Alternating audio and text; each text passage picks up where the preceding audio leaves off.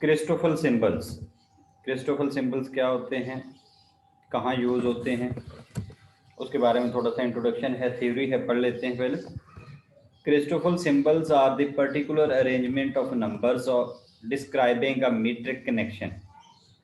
The Christoffel symbols provide a unique way of the connection of Riemannian geometry in the form of coordinates on a manifold. Finally,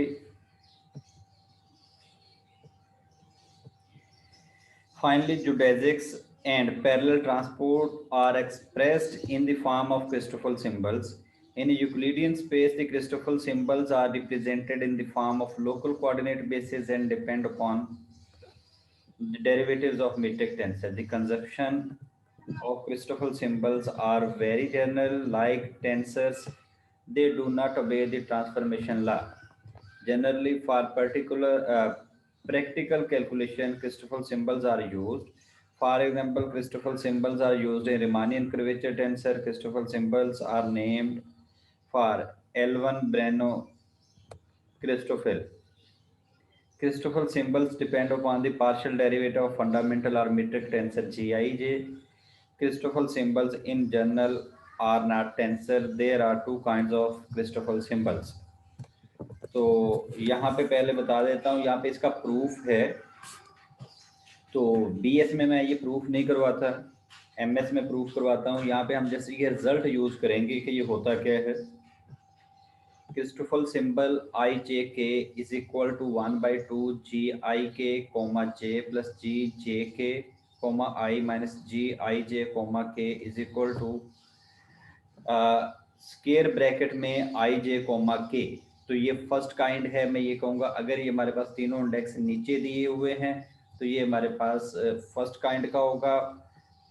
mathematically या other form में अगर हम लिखना चाहें, ये जो लिखा हुआ था ये comma stand for partial derivative.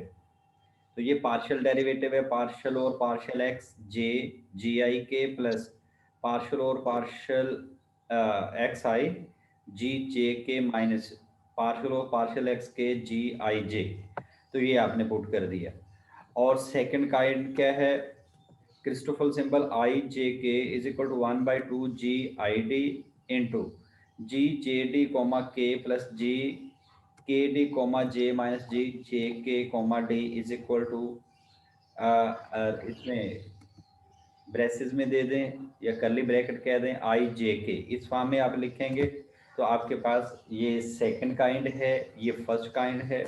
हम सेकंड काइंड से मोस्टली क्वेश्चन सॉल्व करते हैं, बाकी दोनों से किए जा सकते हैं। बेसिक पढ़ रहे हैं आप तो बेसिक में इन दोनों के बारे में हम थोड़ा थोड़ा पढ़ेंगे। इसको भी अगर लिखना हो तो सेम वही है, यहाँ पे नोटेशन चेंज करके मैंने दे दिया। मैं इस नोटेशन को दोबारा चेंज कर देता हूँ, ये उसकी फॉर्म में लिख देता हूँ। अगर इसको भी हमने लिखना होता तो this is equal to 1/2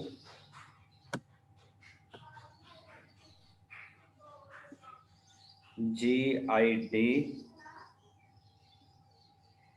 into, यहाँ पे क्या बन जाएगा, पार्शल और पार्शल एक्स की पावर के लिखा हुआ है हमने, या पार्शल और पार्शल एक्स के ऊपर टर्म क्या थी जी जे डी। अगर आप पार्शियल डेरिवेटिव की फॉर्म में लिखें तो ये समझ लें कि रीमानियन ज्योमेट्री में नोटेशन डिफरेंट है, प्लस पार्शियल और पार्शियल एक्स जे, और ये क्या आ जाएगी जी के डी।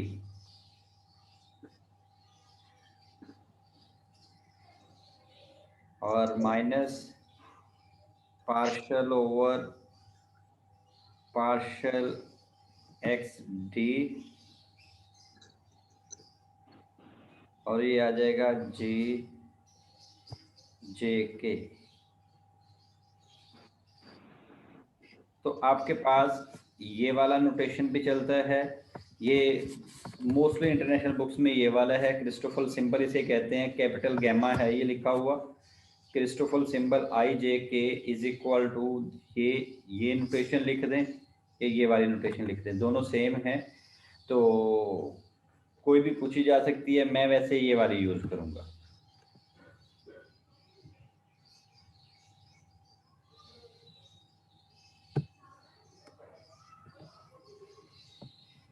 ओके जी, अब फर्स्ट काइंड के बारे में पढ़ते हैं कि फर्स्ट काइंड क्या है।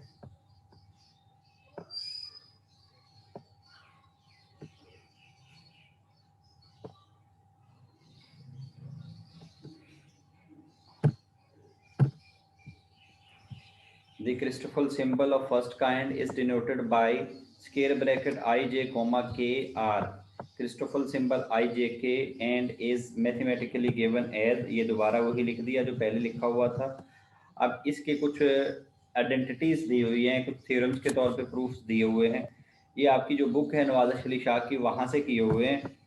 आप वहाँ से कर सकते हैं, वहाँ पे नोटेशन डिफरेंट भी हो सकते हैं, यहाँ डिफरेंट हो सकते हैं आप, लेकिन मैं दोनों को साथ साथ डिस्कस करता रहूँगा।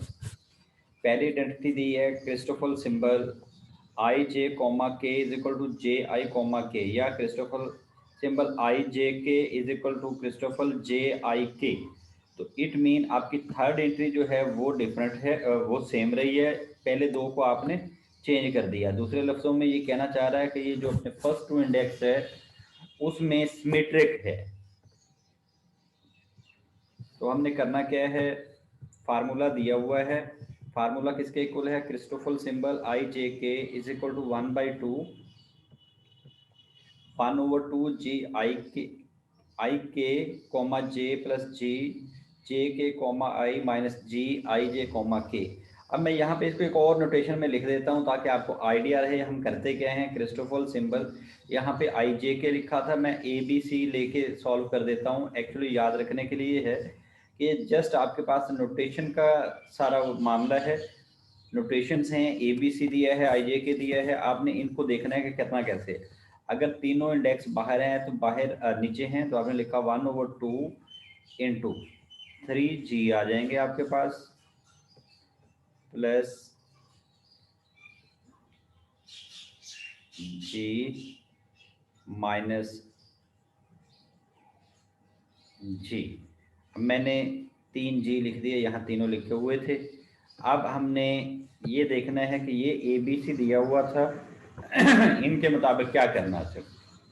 इसके मुताबिक ये था, ये ए बी सी था। यहाँ पे देखिए आई जे के है तो नेगेटिव वाला सेम आर्डर में है। मेरे पास यहाँ पे ए बी दिया हुआ है तो ये आ जाएगा A B comma C. Negative वाला मैंने सबसे पहले लिखा कि वो सिमेट्रिक आर्डर में था। जो यहाँ पे नोटेशन आपने लिखा ए बी सी लिखा था तो ये ए बी कॉमा सी हो गया। और यहाँ पे अब आप क्या लिखेंगे, पहले ए है ए सी कॉमा बी, और यहाँ पे क्या आ जाएगा बी सी कॉमा ए।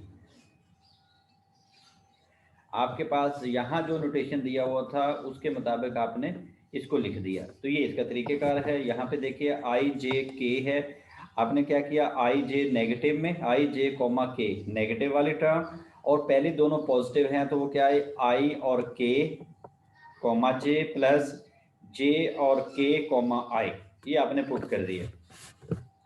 अब फर्दर हमने प्रूव करना था कि ये सिमेट्रिक है फर्स्ट इंडेक्स के हिसाब से। तो यहाँ पे interchanging j is equal to I we have j। अब हमने पूरी टर्म में इस सारे क्वेश्चन में जहाँ जहाँ पे j दिया हुआ था वो i कर दिया और i को j कर दिया। तो यहाँ पे देखिएगा ये आपका j और ये जो j था वो i, हमने इंटरचेंज कर दिया। ये टर्म j और ये जो j था वो i, यहाँ पे फिर j जो है वो i और i जो की था j, और ये i और j ये हमने इंटरचेंज कर दिए। अब इंटरचेंज करने में अच्छा इसने जैसे भी लिखा है, यहाँ पे देखिएगा आपके पास ये जो है by comparing equation 3 and 4 we get. अब ये जो लेफ्ट साइड थी चले मैं इसको एक रिजल्ट और बना देता हूँ।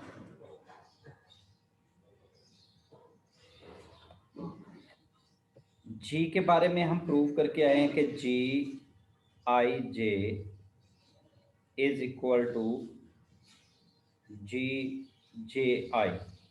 हम कह के आए हैं कि हमारे पास जो मीट्रिक है वो सिमेट्रिक होती है। क्यों सिमेट्रिक होती है? मैं एक सिंपल सी एग्जांपल दे देता हूँ। मीट्रिक की हमारे पास होता है D S square is equal to D X square plus, चले मैं यहाँ पे और इसे मेंशन कर देता हूँ, वाई स्केयर। तो हम एक्चुअली करते क्या हैं, फर्ज करें मेरे पास कोई पॉइंट एक्स है, एक पॉइंट वाई है। मेरे पास जो डिस्टेंस है, मैं एक्स से वाई जाऊं या वाई से एक्स आऊं, तो ये सेम रहता है। तो इसलिए हम कह देते हैं कि ये सिमेट्रिक होता है। अगर ये सिमेट्रिक है तो G I J is equal to G J आई।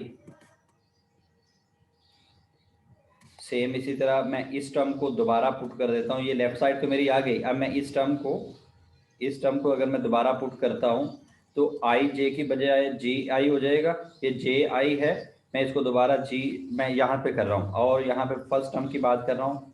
तो जी, ये जे के, ये वाली टर्म मेरी एज इट इज और ये वाली टर्म एज इट इज, इन दोनों को कोई फर्क नहीं पड़ा, ये दोनों सेम रही। यहाँ भी ये प्लस की थी, यहाँ भी प्लस की थी। तो ये टर्म मैं अगर दोबारा चेंज कर दूँ और इनकी पोजीशन चेंज करके मैं लिख देता हूँ, मैं इन तीनों को चेंज करके लिख रहा हूँ, मेरे पास ये टर्म दोबारा बन जाए 1/2।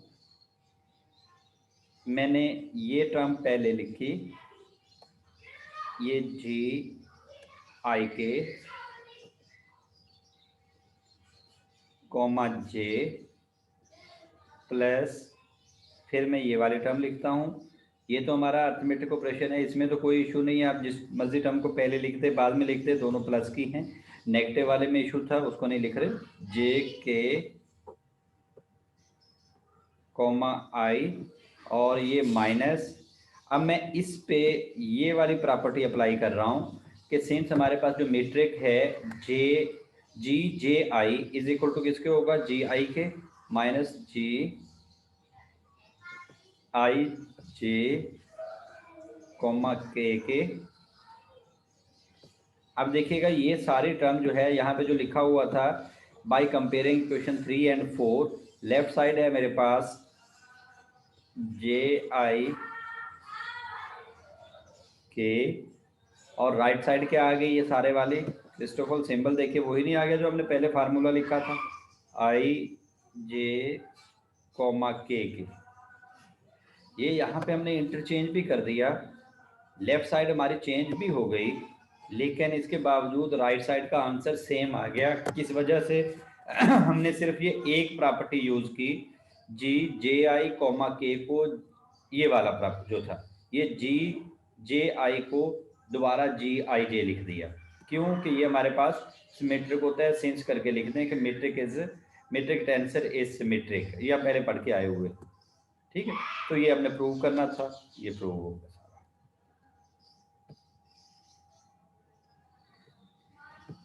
जी नेक्स्ट क्वेश्चन दिया है, प्रूव दैट, आइडेंटिटी भी कह सकते हैं, थ्योरम भी कह सकते हैं, partial G I J over partial X K is equal to this one.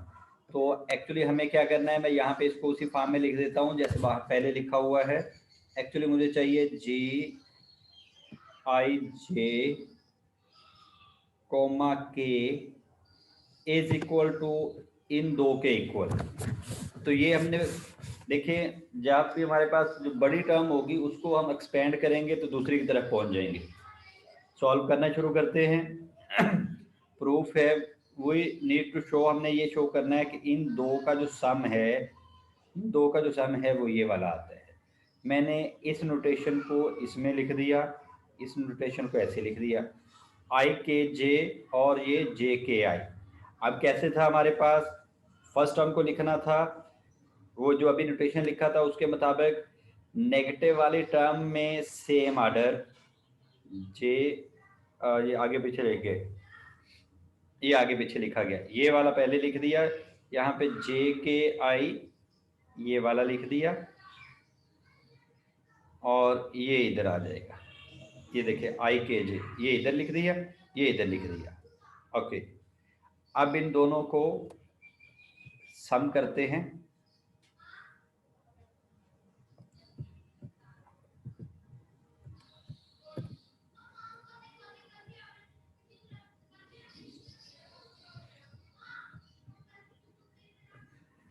यहाँ पे देखिएगा, फिर बता रहा हूँ, ये टर्म यहाँ पे लिखी गई और ये टर्म यहाँ पे लिखी गई, कंपोजिंग में वो इशू था, बाकी लिखी वही से गई। अब 1/2 दोनों में कॉमन है, बाहर ले दिया, पहली टर्म आ गई जी आई जे कॉमा के प्लस जी के आई कॉमा जे प्लस जी, इधर वाले प्लस की कहाँ पे ये मिस नहीं कर गए, कंपोजिंग मिस्टेक फिर आ गई, ये टर्म थी जे के कॉमा आई, देखिए कहीं और तो नहीं लिखा हुआ, नहीं यही है यहाँ पे, वो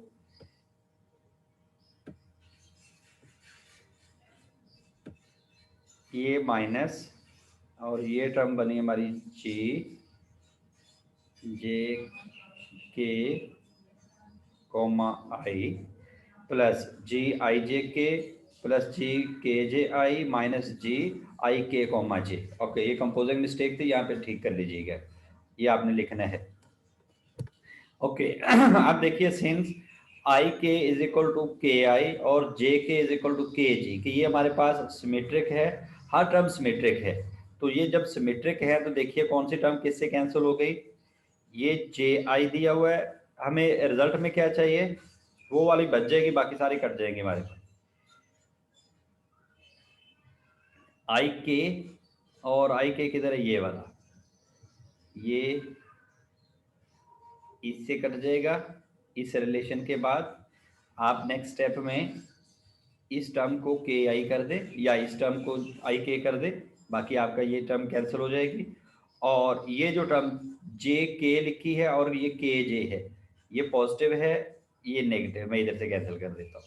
अब बाकी हमारे पास क्या बचा, एक ये जे आई के और एक ये आई जे, तो इसको हम जब समय वो लिखेंगे, दोनों हाफ थे तो 2 टाइम हुआ, तो ये टर्म बच गई जी आई जे कॉमा के, यही हमने प्रूव करना था, ये हमारी राइट साइड आ गई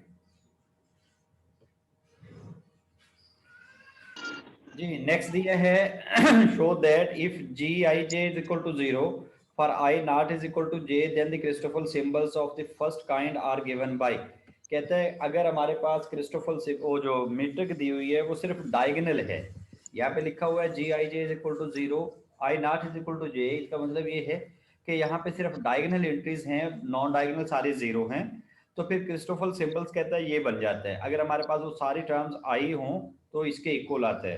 चेक करते हैं, we know that the Christoffel symbols of first kind is given by, formula आपको याद होना चाहिए, आपने फार्मूला लिखा, अब फार्मूले में क्या करना था, रिप्लेस जे एंड के विद आई, आपको लेफ्ट साइड पे सारे आई चाहिए थे, तो आपने जे और के जहां भी थे वो सारे आई पुट कर दिए, तो आई पुट करने पे ये टर्म इससे कैंसिल हो गई, बाकी देखिए आपके पास रिजल्ट क्या बचेगा, 1/2 जी आई आई कॉमा आई, और इसे अगर आप डेरिवेटिव की फॉर्म में लिखना चाहें,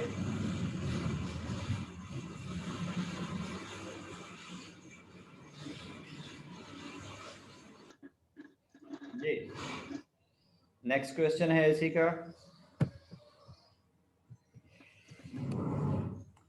आई आई comma K is equal to -1/2 G I आई के, आपने क्या किया, जे को भी आई पुट कर दिया, we know that the Christoffel symbol of first kind is given by, formula आपको याद हो तो पूरा फार्मूला लिख दे, फार्मूले में क्या करना था, रिप्लेस जे विद आई, आपने ये जो नीचे दोनों इंडेक्स पहले दिए हुए थे वो इक्वल कर दिए, तो पहले दोनों इंडेक्स इक्वल करेंगे तो आपके पास Christoffel symbol I I K comma is equal to 1/2, यहाँ पे देखिएगा क्या बनता है, G I K comma I plus ji I K comma I minus G I I comma के, अब यहाँ पे ये और ये दोनों टर्म सेम हो गई, ये दोनों सेम है तो ये बन गया 1/2 2 G I K comma I minus minus G I I comma K, ये आपने इन दोनों का सम करके यहाँ पे लिख दिया। अब फर्दर क्या है, वो जो पहले कंडीशन थी, also G I J is equal to 0 if I not is equal to J, अगर ये इक्वल नहीं है तो ये 0, and G I K is equal to 0 if I not is equal to K, अगर हमारे पास आई और के इक्वल नहीं है तो 0 के इक्वल है। So what,